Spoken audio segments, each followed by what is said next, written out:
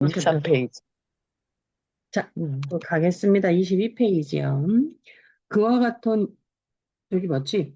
그와 같은 인종주의 설명의 반론을 제기하자면 그것은 역겨울뿐만 아니라, 단순히 역겨울뿐만 아니라 전적으로 잘못되었다는 것이다. 인간의 기술적 차이에 변형하는 지능적 차이가 존재한다는 확실한 증거는 없다. 고 설명하겠지만 사실상 현대의 석기 시대, 사람들은 대체로 산업화된 사람들에 비해 지능이 낮기는커녕 오히려 더 높은 편이라고 해야 한다. 역설적으로 들릴지 모르겠지만 오스트레일리아의 백인 이주민들이 앞서 말한 여러 장면과 함께 문자를 사용하는 산업화 사회를 건설한 것은 사실이다. 그렇지만 흔히 생각하는 것과 달리 그것은 결코 그들의 경우가 아니라는 사실을 우리는 15장에서 알게 될 것이다. 더구나 오스트레일리아와 뉴기니의 원주민처럼 최근까지 기술적인 면에서 원시적이었던 사람들도 기회만 주어진다면 얼마든지 산업 기술을 숙지할 수 있다.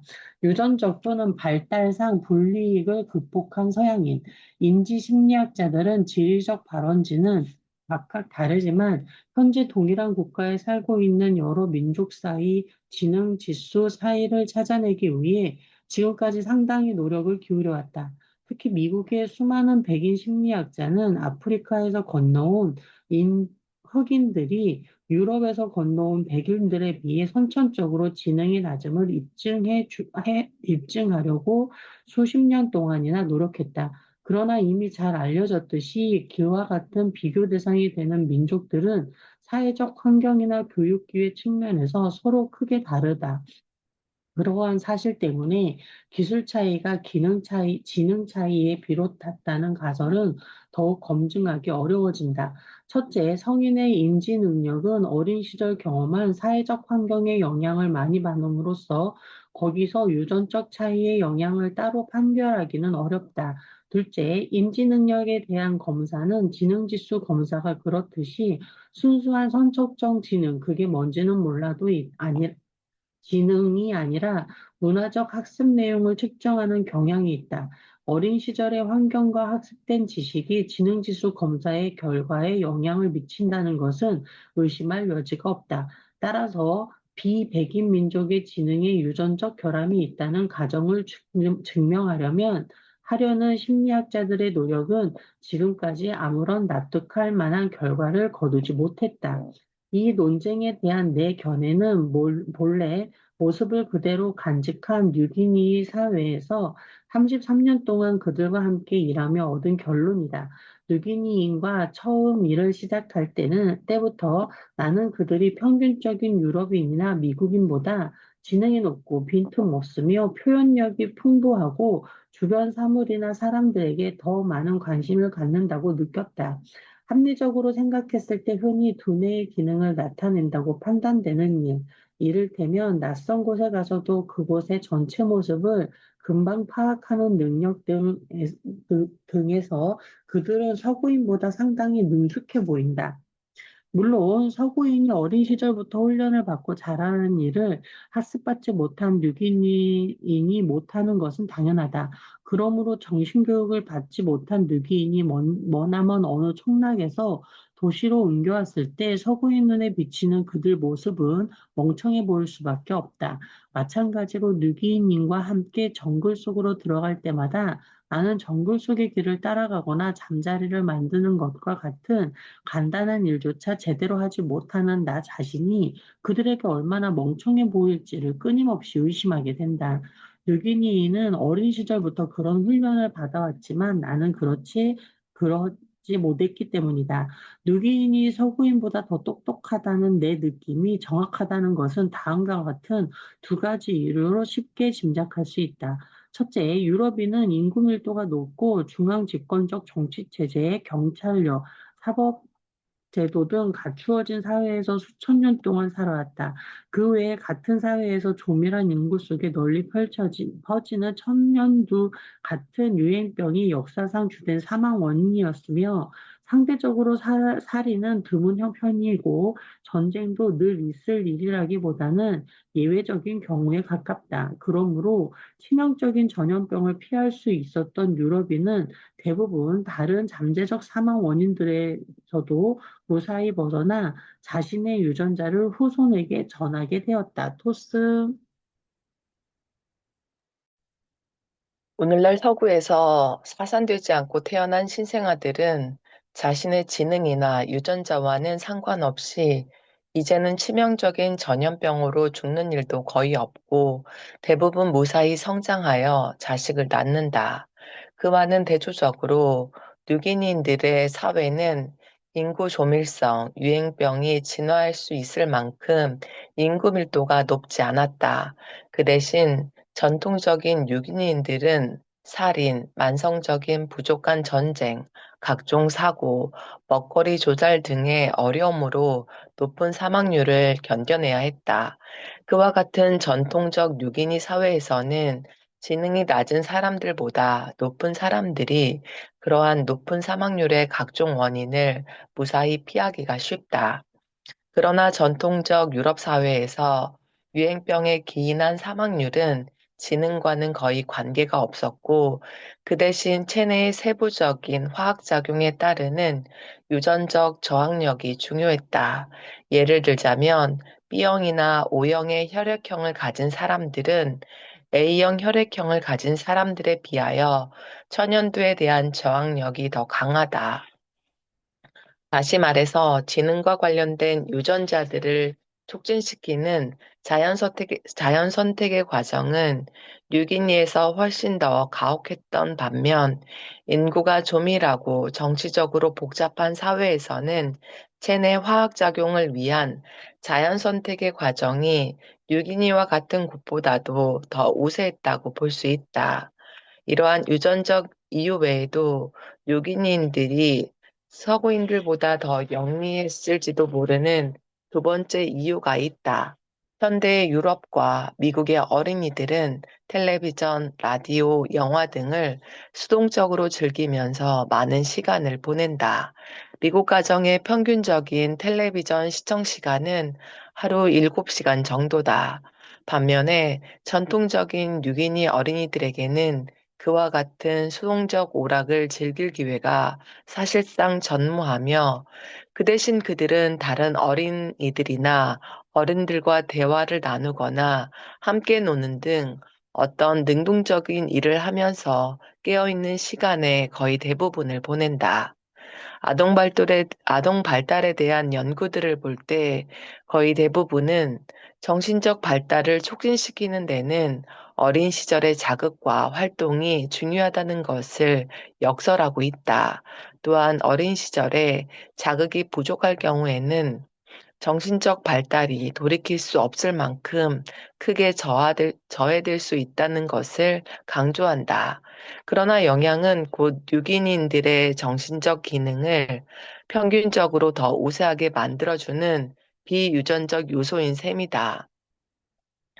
다시 말해서 유기인들의 정신적 능력은 유전적으로 봤을 때 아마도 서구인들보다 우수할 것이며 유기니 어린이들은 현재 산업화된 사회에서 성장하는 대부분의 어린이들의 발달 과정에서 경험하고 있는 심각한 불이익을 피할 수 있다는 점에서 분명히 유리한 위치에 있다.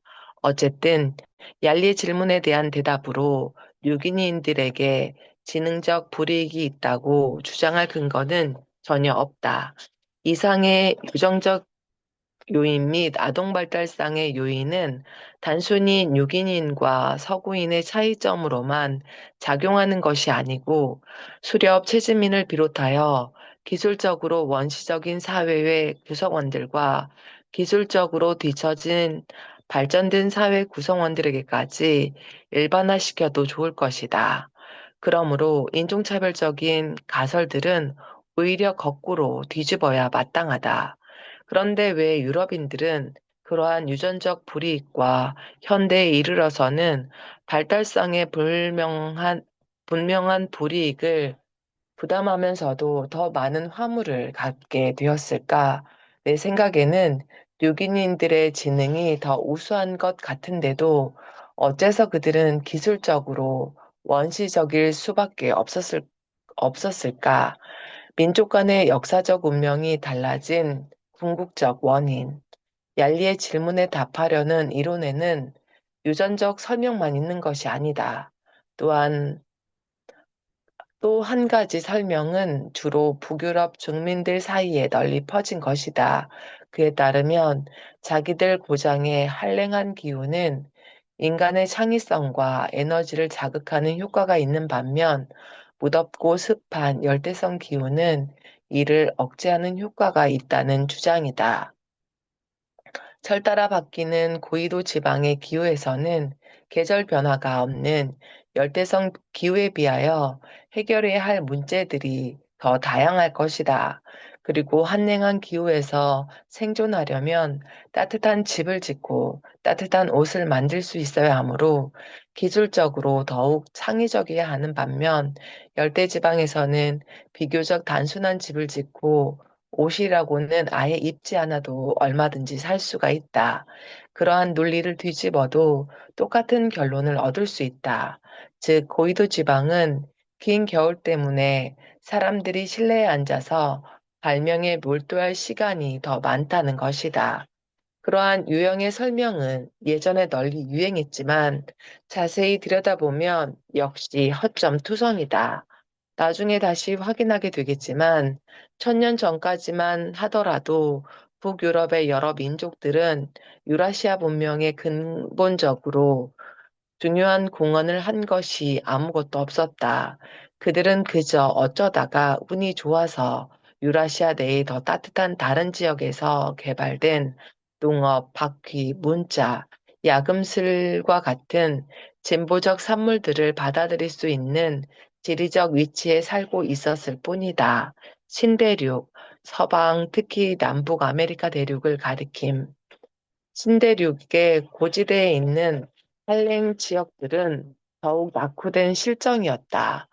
아메리카에서 유일하게 문자를 구한한 원주민 사회는 멕시코에서도 북회기선 이남에 있었고, 신대륙에서 가장 오래된 토기는 적도에 가까운 열대의 남아메리카에서 출토되었다.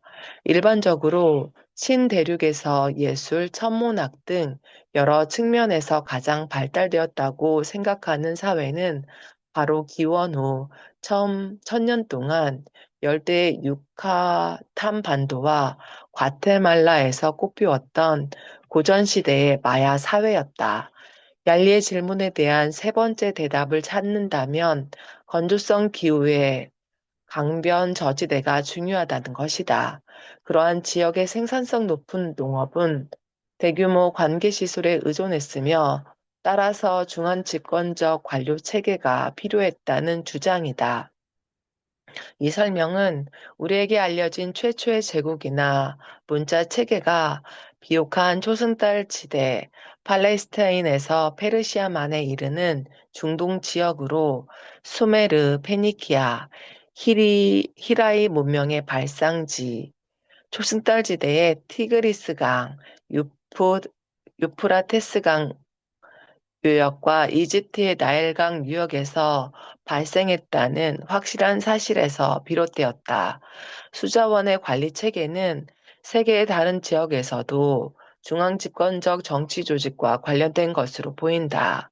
그 중에는 인도와 대륙의 인더스강 유역, 중국의 황허, 양쯔강 유역, 중앙아메리카, 북아메리카 중북부에서 니카라과에 이르는 지역 개념으로 과테말라, 온두라스, 엘살바도르, 멕시코 등지에서 꼽힌 중앙아메리카 문명의 발상지, 중앙아메리카의 마야 저지대, 페루의 해안 사막 등이 포함된다.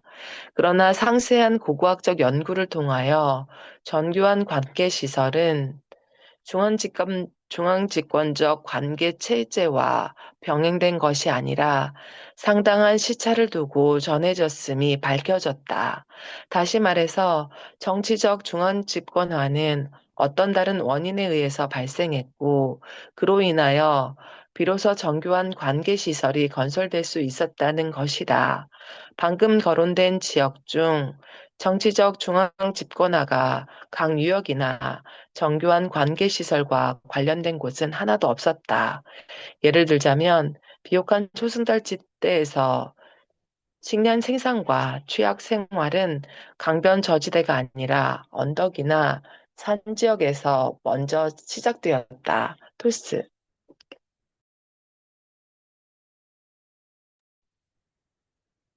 일강 유역은 비옥한 초승달지대의 구릉지에서 식량 생산이 한창 번성하기 시작하고 나서 약 3천년이 지날 때까지 여전히 문화적으로 낙후된 상태였다. 미국 서남부의 강 유역들도 결국에는 관계 농업과 복잡한 사회를 뒷받침하게 되었지만 그것은 그 사회들의 기반이 되는 많은 문물들이 멕시코로부터 유입된 후였다. 그리고 오스트레일리아 동남부의 여러 강 유역에는 끝까지 농업을 갖지 못한 부족 사회밖에 없었다. 또 한 가지 유형의 설명은 유럽인들이 다른 민족들을 죽이거나 정복할 수 있었던 직접적 요인들, 특히 유럽의 총기, 전염병, 철기, 인공물 따위를 줄줄이 나열하는 것이다. 그러한 요인들은 명백히 유럽인들의 정복욕을 직접적으로 가능케 했으므로 그와 같은 설명은 일단 방향만은 제대로 잡았다고 말할 수 있다. 그러나 이 가설은 직접적 원인을 파악하는 정도의 일차적인 설명에 불과하고 아직 불완전하므로 다시 궁극적인 원인을 찾아야 한다. 즉, 어째서 아프리카인 또는 아메리카 원주민이 아니라 유럽인들이 총기, 가장 지독한 병원균, 그리고 쇠를 갖게 되었을까? 유럽이 신세계를 정복하게 된 궁극적 원인을 찾아내는 일은 어느 정도 진전이 있었지만 아프리카의 경우는 여전히 수수께끼로 남아 있다. 아프리카는 선행 인류가 가장 오랫동안 진화했고 해부학적인 현생 인류도 여기서 시작되었을 가능성이 높은 대륙이다. 또한 말라리아나 황열병 같은 이곳의 풍토병은 수많은 유럽인 탐험가들을 죽게 했다. 남보다 훨씬 앞서 출발한 것이 중요한 일이라면 어째서 총기와 쇠는 아프리카에서 처음 생기지 못했고 그리하여 아프리카인과 그들의 병원균이 유럽을 정복하지도 못했을까? 그리고 오스트레일리아 원주민들이 석기를 가진 수렵 채집민의 단계를 끝내 벗어나지 못한 것은 또 무엇으로 설명해야 할까? 세계의 인간 사회들을 비교할 때 생겨나는 그러한 의문들은 예로부터 역사학자와 지리학자들로부터 많은 주목을 받아왔다. 그와 같은 노력 중에서 현대에 이르러 가장 유명한 예는 총 12권으로 이루어진 아놀드 토인비의 역사의 연구다. 토인비는 23종의 발전된 문명의 내적 원동력에 특별한 관심을 가졌다. 그중 22종은 문자를 지녔으며 19종은 유라시아의 문명이다. 그보다 단순하고 문자가 없는 사회나 선사 시대에 대해서는 별로 관심이 없었다. 그러나 현대 세계의 불평등의 뿌리는 멀리 선사 시대부터 시작된 것이다. 그러므로 토인비는 얄리와 같은 질문을 던지지 않았고 따라서 그는 내가 역사에서 가장 광범위한 경향이라고 생각하는 것을 이해할 수도 없었다. 세계사에 대한 다른 책들도 5천 년 전부터 발생한 유라시아의 문자를 가진 발전된 문명만을 주로 논의하는 경향이 있다. 콜럼버스 이전의 아메리카 원주민에 대해서는 지극히 짤막하게 거론할 뿐이며 그 밖의 지역에 대해서는 비교적 최근에 있었던 유라시아 여러 문명과의 상호작용을 제외하면 더욱더 간단하게 다루고 있다. 토인비 이후 역사의 인과관계를 전 세계적 차원에서 종합적으로 이해하려는 노력은 해결하기 어려운 문제라는 이유로 대부분의 역사학자들 사이에서 인기를 잃고 말았다. 몇몇 학문 분야의 전공학자들은 각자의 분야에서 전 세계적인 종합론을 내놓기도 했다. 그 중에서 특히 유용한 공헌은 생태지리학자, 문화인류학자, 동식물의 가축화, 작물화를 연구하는 생태학자, 그리고 전염병이 역사에 미친 영향에 관심을 가진 여러 학자들의 업적이다. 그와 같은 연구들은 각각 문제의 일부분에 주의를 환기시키기는 했지만 이 퍼즐의 몇몇 조각들을 새로 찾아냈을 뿐 실질적으로 우리에게 필요한 광범위한 종합적 이론을 완성시키지는 못했다. 그러므로 얄리의 질문에 대해 일반적으로 인정받은 대답은 아직 없다. 물론 직접적 원인에 대한 설명들은 의심할 여지도 없이 명백하다. 어떤 민족들은 총기, 병원균, 쇠를 비롯한 여러 요소들을 발전시켜 남보다 먼저 정치적, 경제적 힘을 얻었다. 반면에 어떤 민족들은 끝까지 그와 같은 힘의 요소들을 발전시키지 못했던 것이다. 그러나 근원적 원인에 대한 설명, 예를 들면 청동기의 경우 유라시아의 몇몇 지역에서는 일찌감치 나타났는데 신세계에서는 뒤늦게 그나마도 국지적으로 나타났고 더구나 오스트레일리아 원주민에게는 아예 없었던 이유 따위는 아직도 불분명하다. 지금까지 그러한 궁극적 원인들을 설명하지 못했다는 것은 역사에서 가장 광범위한 경향을 밝혀내지 못한 것이므로 우리의 지식 체계에는 커다란 공백이 남아있는 셈이다. 그러나 그보다 훨씬 더 심각한 것은 윤리적 공백을 메우지 못했다는 점이다. 노골적인 인종차별주의자든 아니든 간에 세계 여러 민족들의 역사적 운명이 각기 달렸다는 것만은 누가 보아도 분명한 사실이다. 현대의 미국은 유럽인들이 아메리카 원주민에게서 빼앗은 땅에서 이룩한 사회이며 그 속에는 아메리카의 노예로 잡혀왔던 사하라 사막 이남 아프리카의 수백만 흑인의 후손들도 편입되어 있다.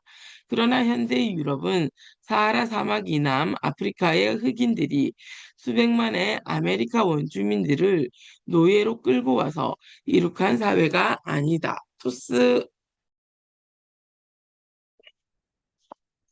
그와 같은 결과는 철저히 일방적이다. 즉, 남북 아메리카, 오스트레일리아, 아프리카의 51%가 유럽인에게 정복당하는 것과 유럽의 49%가 남북 아메리카, 오스트레일리아, 아프리카의 원주민들에게 정복당하는 경우는 전혀 다르다. 현대 세계 전체가 그렇게 일방적인 결과에 따라 형성되었던 것이다. 따라서 그러한 결과가 나오기까지는 단순히 어떤 전투에서 어쩌다가 누가 이기게 되었다든가 몇천 년 전에 어떤 발명품 하나가 태어났다는 따위의 이례적인 사건들이 아니라 그보다 더 근본적인 어떤 불가피한 이유들이 반드시 있었을 것이다. 역사의 경향이 민족 간의 차이를 반영한다고 생각하는 것은 일견 논리적인 것처럼 보인다. 물론 우리는 대중 앞에서 그렇게 말하면 예의에 어긋난다고 배웠다. 우리는 생리적 차이를 주장하는 학술 논문도 읽어보고 여러 연구에 학술적인 결함이 있다고 주장하는 반론도 읽어본다. 정복이나 노예 수입의 시대로부터 수세기가 지난 오늘날에도 일상 속에서 우리는 그 정복당했던 민족들의 일부가 여전히 하층 계급을 형성하고 있는 것을 본다. 그리고 그것이 역시 생물학적 결점이 아니라 사회적으로 불리한 조건과 제한된 기회 때문이라는 말을 듣는다. 그래도 우리는 궁금해할 수밖에 없다. 각 인종들 사이에 바뀌기 어려운 지위 차이가 뚜렷이 눈에 보인다. 우리는 1500년 당시의 세계적 불평등에 대한 생물학적 설명이 얼핏 보기에는 명료해도 사실 옳지는 않다고 믿지만 정확한 설명은 아직 어디에서도 듣지 못하고 있다. 역사의 광범위한 경향에 대하여 우리가 논의할 수 있는 어떤 상세하고 설득력 있는 설명이 나올 때까지 대부분의 사람들은 아마 인종차별적인 생물학적 설명이 정확할지도 모른다고 생각할 것이다. 그것이야말로 내가 이 책을 쓰는 가장 중요한 이유다. 역사 진행의 차이는 환경적 차이 때문이다. 기자들은 저자에게 한 권의 긴 책을 한 장으로 요약해달라고 요청하는 경우가 많다. 이 책에서 그와 같은 문장을 만들자면 다음과 같다. 민족마다 역사가 다르게 진행되는 것은 각 민족의 생물학적 차이 때문이 아니라 환경적 차이 때문이다. 물론 지리적 환경과 생태 환경이 사회 발달에 영향을 미친다는 생각은 이미 오래전부터 해왔다. 그러나 오늘날의 역사학자들은 그러한 관점을 별로 존중하지 않는다. 그들은 이 관점이 틀렸다거나 너무 단순하다고 생각하고 또 환경 설정론으로 못 박아서 무시하거나 전 세계적인 불균형을 이해하려는 노력 자체가 너무 어렵다는 이유로 보류해버린다. 그러나 지리적 환경은 분명히 역사에 영향을 미친다. 문제는 그 영향력이 얼마나 큰지, 그리고 과연 역사의 광범위한 경향도 지리적 환경으로 설명할 수 있는지를 밝혀내는 일이다. 이제 그와 같은 문제들은 새롭게 살펴볼 시기가 무르익었다. 인류의 역사와는 별로 관계가 없는 듯 했던 자연과학 분야에서 새로운 정보가 쏟아져 나왔기 때문이다.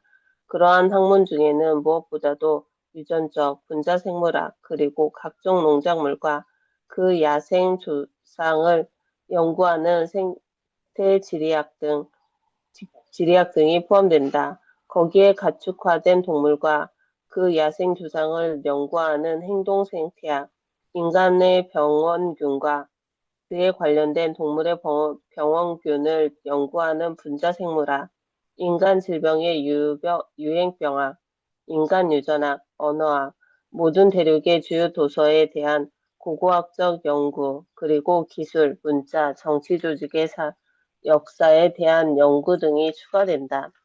얄리의 질문에 대답하기 위해 책을 쓰려고 하는 저자는 그러한 학문 분야의 다양성 때문에 몇 가지 문제에 부딪힌다. 진전된 연구 자료 중에서 적절한 것을 골라 종합하려면 우선 저자는 앞서 언급한 분야들을 모두 아우르는 전문 지식을 가져야 한다. 각 대륙의 역사 및 선사시대에 대한 자료도 마찬가지로 종합할 수 있어야 한다. 그러한 책자의 소재는 역사지만 접근 방법은 자연과학, 특히 진화생물학이나 지질학 같은 역사적 과학의 접근 방법이다. 그리고 저자는 수렵체질 및 사회로부터 우주시대의 현대 문명에 이르는 다양한 인간 사회를 직접적인 경험을 통하여 이해하고 있어야 한다. 그와 같은 요건들 때문에 얼핏 보기에는 여러 명의 저자가 공동 작업을 해야 할 일처럼 생각되기 쉽다. 그러나 문제의 핵심은 통일된 종합 이론을 개발하는 것이고, 따라서 그런 식으로 접근한다는 것은 처음부터 실패할 수밖에 없는 일을 시작하는 셈이다. 그러므로 비록 어려움에 따르더라도 저자는 단 한 명이어야 한다. 그리고 그 한 명의 저자가 그 많은 학문 분야의 자료를 흡수하기 위해서는 불가피하게 크나큰 노고를 감수할 수밖에 없고 또한 각 분야의 많은 동료들로부터 지도를 받아야 할 것이다. 나는 얄리가 그 질문을 던지던 1972년 이전에 이미 그 중에 몇몇 학문 분야를 공부하던 터였다. 나의 어머니는 교사 겸 언어학자이고 아버지는 소아병의 유전학 분야를 전공한 의사다. 학창 시절에는 나는 항상 아버지의 뒤를 이어 의사가 되고 싶었다. 그리고 7살 때부터 열광적인 조류 관찰자가 되었다. 그러므로 대학 4학년에 이르러 의학을 전공하겠다던 처음의 목표를 생태학으로 바꾼 것도 그리 어려운 일은 아니었다.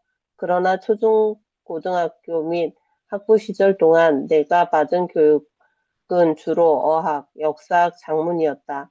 생리학으로 박사학위를 받기로 결정한 후에도 대학원에서의 첫 해에는 언어학자가 되기 위해 자연과학을 포기할 뻔한 적도 있었다. 1961년 박사학위를 받은 후 나는 과학에 대한 연구를 두 분야로 나누었다. 한쪽은 분자생리학이었고 다른 한쪽은 진화생물학과 생태지리학이었다. 그리고 그 책을 염두에 두고 생각하자면 전혀 예기치 못했던 보너스인 셈인데 진화생물학이라는 학문은 실험실 과학과는 다른 방법을 사용할 수밖에 없는 역사적 과학이다. 여기까지 하겠습니다.